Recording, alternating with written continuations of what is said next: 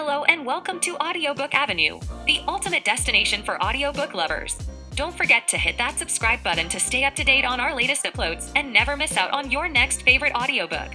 Thank you for choosing Audiobook Avenue. Dracula by Bram Stoker. Chapter 5. Letter from Miss Mina Murray to Miss Lucy Westenra. 9th of May.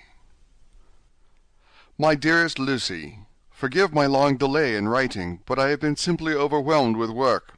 The life of an assistant schoolmistress is sometimes trying. I am longing to be with you and by the sea, where we can talk together freely and build our castles in the air. I have been working very hard lately, because I want to keep up with Jonathan's studies, and I have been practicing shorthand very assiduously. When we are married, I shall be able to be useful to Jonathan, and if I can stenograph well enough, I can take down what he wants to say in this way, and write it out for him on the typewriter, at which also I am practicing very hard. He and I sometimes write letters in shorthand, and he is keeping a stenographic journal of his travels abroad. When I am with you, I shall keep a diary in the same way. I don't mean one of those 2 pages to the week with Sundays squeezed in a corner diaries, but a sort of journal which I can write in whenever I feel inclined. I do not suppose there will be much of interest to other people, but it is not intended for them. I may show it to Jonathan some day if there is in it anything worth sharing, but it is really an exercise book. I shall try to do what I see lady journalists do, interviewing and writing descriptions and trying to remember conversations. I am told that, with a little practice, one can remember all that goes on or that one hears said during a day. However, we shall see. I will tell you of my little plans when we meet. I have just had a few hurried lines from Jonathan from Transylvania. He is well, and will be returning in about a week. I am longing to hear all his news. It must be nice to see strange countries. I wonder if Jonathan and I, shall ever see them together. There is the 10 o'clock bell ringing. Good-bye. Your loving Mina.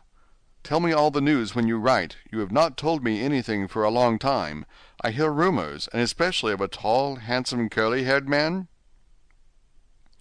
Letter, Lucy Westenra to Mina Murray. 17 Chatham Street, Wednesday. My dearest Mina, I must say you tax me very unfairly with being a bad correspondent. I wrote you twice since we parted, and your last letter was only your second. Besides, I have nothing to tell you. There is really nothing to interest you. Town is very pleasant just now, and we go a great deal to picture galleries, and for walks and rides in the park. As to the tall, curly-haired man, I suppose it was the one who was with me at the last pop. Someone has evidently been telling tales. That was Mr. Homewood. He often comes to see us, and he and Mamma get on very well together. They have so many things to talk about in common. We met some time ago a man that would just do for you if you were not already engaged to Jonathan. He is an excellent party, being handsome, well off, and of good birth. He is a doctor, and really clever. Just fancy! He is only 29, and he has an immense lunatic asylum all under his own care.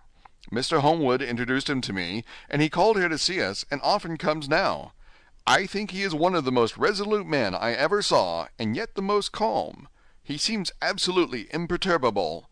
I can fancy what a wonderful power he must have over his patients. He has a curious habit of looking one straight in the face, as if trying to read one's thoughts. He tries this on very much with me, but I flatter myself he has got a tough nut to crack. I know that from my glass. Do you ever try to read your own face? I do, and I can tell you it is not a bad study, and it gives you more trouble than you can well fancy if you have never tried it. He says that I afford him a curious psychological study, and I humbly think I do. I do not, as you know, take sufficient interest in dress to be able to describe the new fashions. Dress is a bore. That is slang again, but never mind. Arthur says that every day. There, it is all out, Mina. We have told all our secrets to each other since we were children. We have slept together and eaten together, and laughed and cried together, and now, though I have spoken, I would like to speak more. Oh, Mina, couldn't you guess? I love him. I am blushing as I write, for although I think he loves me, he has not told me so in words.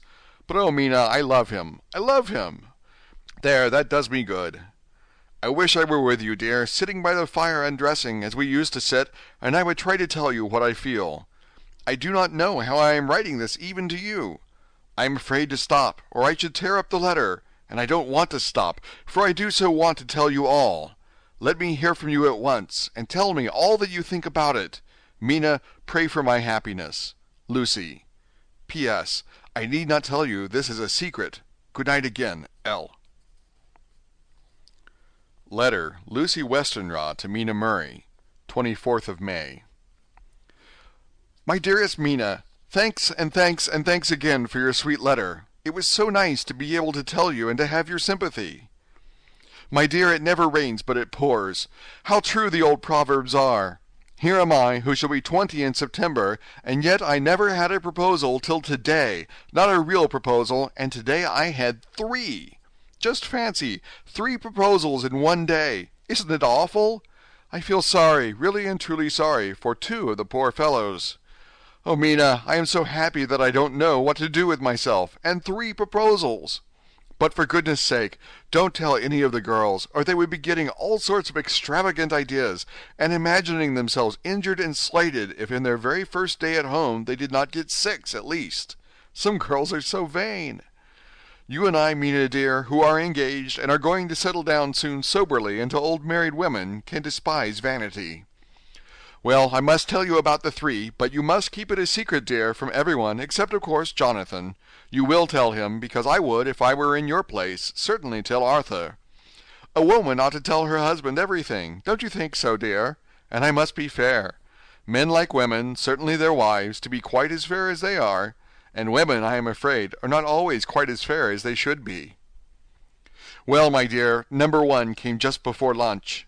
I told you of him, Dr. John Seward, the lunatic asylum man, with the strong jaw and the good forehead. He was very cool outwardly, but was nervous all the same.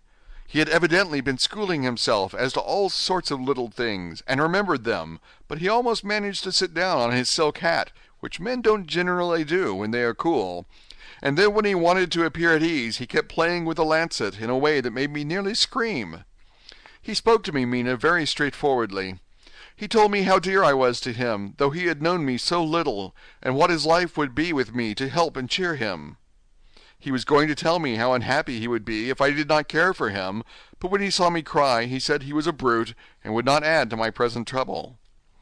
Then he broke off, and asked if I could love him in time, and when I shook my head his hands trembled, and then with some hesitation he asked me if I cared already for anyone else. He put it very nicely, saying that he did not want to wring my confidence from me, but only to know, because if a woman's heart was free, a man might have hope. And then, Mina, I felt a sort of duty to tell him that there was someone. I only told him that much, and then he stood up, and he looked very strong and very grave, as he took both my hands in his, and said he hoped I would be happy, and that if I ever wanted a friend, I must count him one of my best.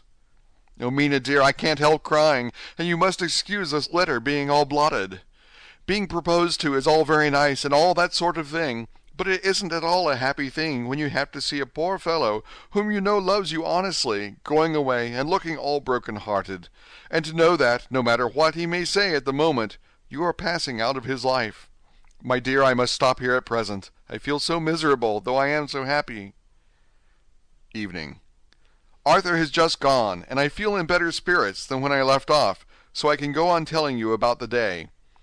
Well, my dear, number 2 came after lunch. He is such a nice fellow, an American from Texas, and he looks so young and so fresh that it seems almost impossible that he has been to so many places and had such adventures. I sympathize with poor Desdemona when she had such a stream poured in her ear, even by a black man. I suppose that we women are such cowards that we think a man will save us from fears, and we marry him. I know now what I would do if I were a man and wanted to make a girl love me. No, I don't, for there was Mr. Morris telling us his stories, and Arthur never told any, and yet... My dear, I am somewhat previous. Mr. Quincy P. Morris found me alone. It seems that a man always does find a girl alone. No, he doesn't, for Arthur tried twice to make a chance, and I helping him all I could, I'm not ashamed to say it now. I must tell you beforehand that Mr. Morris doesn't always speak slang, that is to say, he never does so to strangers or before them, for he is really well educated and has exquisite manners, but he found out that it amused me to hear him talk American slang, and whenever I was present and there was no one to be shocked, he said such funny things. I am afraid, my dear, he has to invent it all, for it fits exactly into whatever else he has to say. But this is a way slang has. I do not know myself if I shall ever speak slang. I do not know if Arthur likes it, as I have never heard him use any as yet. Well, Mr. Morris sat down beside me and looked as happy and jolly as he could, but I could see all the same that he was very nervous. He took my hand in his and said ever so sweetly, "Miss Lucy, I know I ain't good enough to regulate the fixin's of your little shoes, but I guess if you wait till you find a man that is, you will go join them 7 young women with the lamps when you quit. Won't you just hitch up alongside of me and let us go down the long road together, driving in double harness?" Well, he did look so good-humored and so jolly that it didn't seem half so hard to refuse him as it did poor Dr. Seward. So I said, as lightly as I could, that I did not know anything of hitching, and that I wasn't broke into harness at all yet. Then he said that he had spoken in a light manner, and he hoped that if he had made a mistake in doing so on so grave, so momentous an occasion for him, I would forgive him. He really did look serious when he was saying it, and I couldn't help feeling a sort of exultation that he was number 2 in one day. And then, my dear, before I could say a word, he began pouring out a perfect torrent of love-making, laying his very heart and soul at my feet. He looked so earnest over it that I shall never again think that a man must be playful always, and never earnest, because he is merry at times. I suppose he saw something in my face which checked him, for he suddenly stopped, and said with a sort of manly fervor that I could have loved him for if I had been free. "Lucy, you are an honest-hearted girl, I know. I should not be here speaking to you as I am now if I did not believe you clean grit, right through to the very depths of your soul. Tell me, like one good fellow to another, is there anyone else that you care for? And if there is, I'll never trouble you a hair's breadth again, but will be, if you will let me, a very faithful friend." My dear Mina, why are men so noble when we women are so little worthy of them? Here was I almost making fun of this great-hearted, true gentleman. I burst into tears. I am afraid, my dear, you will think this a very sloppy letter in more ways than one, and I really felt very badly. Why can't they let a girl marry 3 men, or as many as want her, and save all this trouble? But this is heresy, and I must not say it. I am glad to say that, though I was crying, I was able to look into Mr. Morris's brave eyes, and I told him out straight. Yes, there is someone I love, though he has not told me yet that he even loves me.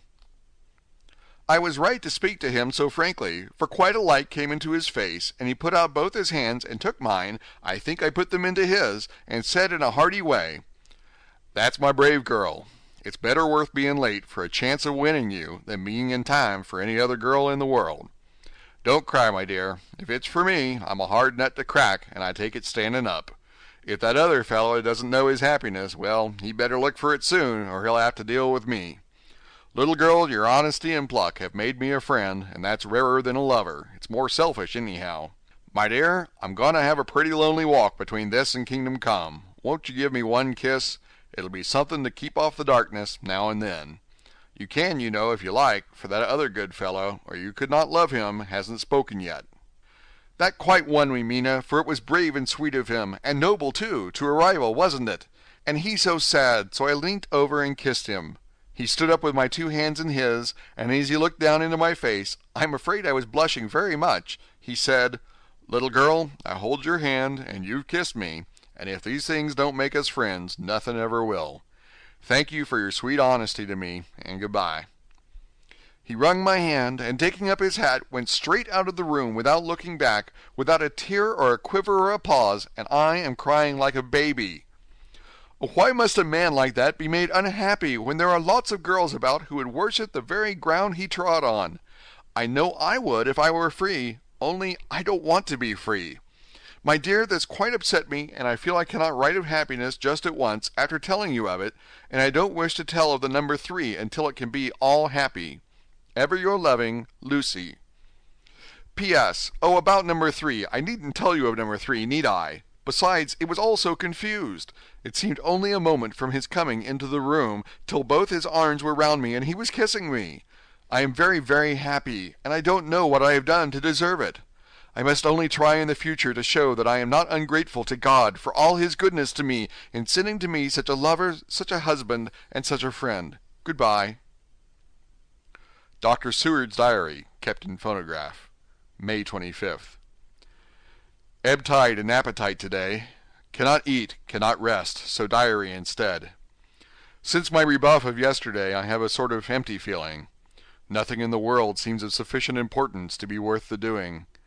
As I knew that the only cure for this sort of thing was work, I went amongst the patients.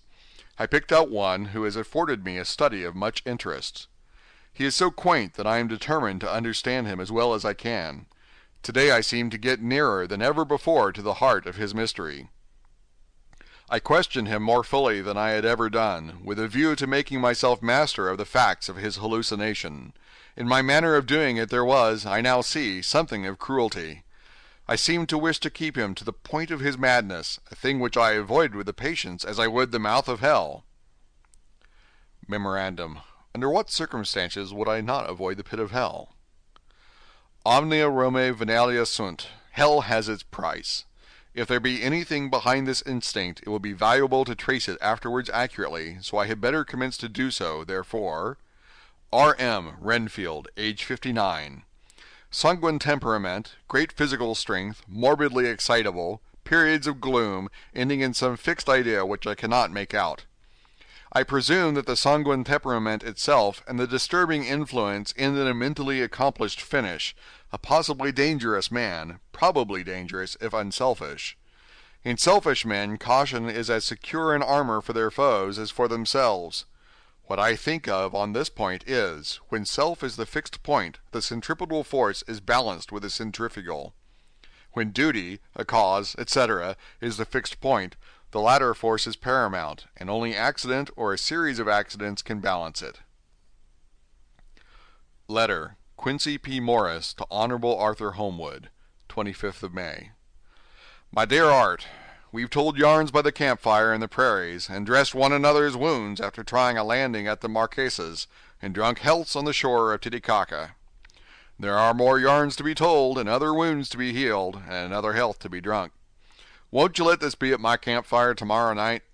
I have no hesitation in asking you, as I know a certain lady is engaged to a certain dinner party, and that you are free. There will only be one other, our old pal at the Korea, Jack Seward. He's coming too, and we both want to mingle our weeps over the wine cup, and to drink a health with all our hearts to the happiest man in all the wide world, who has won the noblest heart that God has made, and best worth winning. We promise you a hearty welcome, and a loving greeting, and a health as true as your own right hand. We shall both swear to leave you at home if you drink too deep to a certain pair of eyes. Come. Yours as ever and always, Quincy P. Morris. Telegram from Arthur Holmwood to Quincy P. Morris, 26th of May. Count me in every time. I bear messages which will make both your ears tingle. Art. End of Chapter 5. Thank you for listening to the audiobook on at Audiobook Avenue. Don't forget to subscribe to the channel to stay up to date on new releases.